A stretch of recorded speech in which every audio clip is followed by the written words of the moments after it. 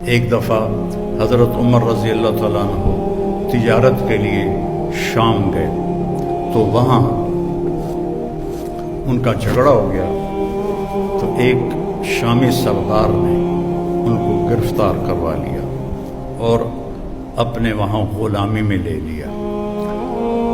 تو حضرت عمر رضی اللہ عنہ 2-4 دن ٹھہرے، پھر موقع پایا اور اس کو مارا ڈنڈا، شامی سردار کو، وہ مر گیا۔ تو ان کو پکڑنے لگے تو وہ بھاگے۔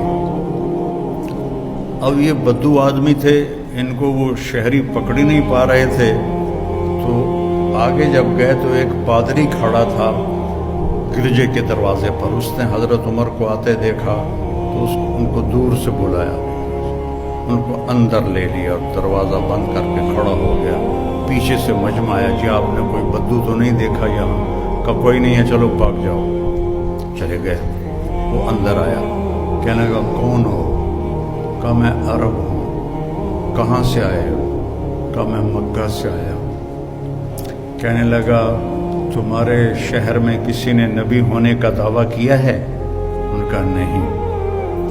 کہا ان قریب تمہارے شہر میں ایک نبی ہونے کا دعویٰ کرے گا، وہ آخری نبی ہوگا اور تیرے مقدر میں اس کا ساتھی بننا لکھا ہوا ہے، اور تیرے مقدر میں اس ملک کو فتح کرنا لکھا ہوا ہے۔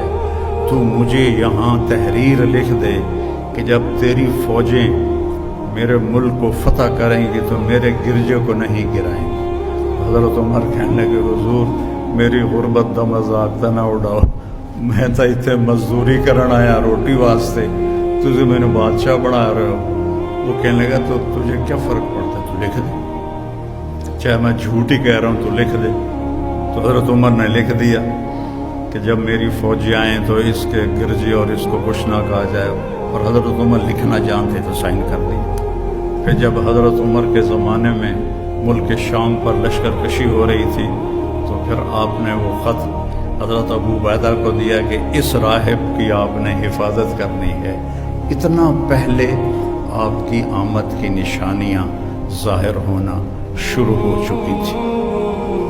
آپ درخت کے پاس سے گزرتے تھے، درخت کہتا تھا السلام علیکہ یا رسول اللہ۔ آپ پتھر کے پاس سے گزرتے تھے، پتھر کہتا تھا السلام علیکہ یا رسول اللہ۔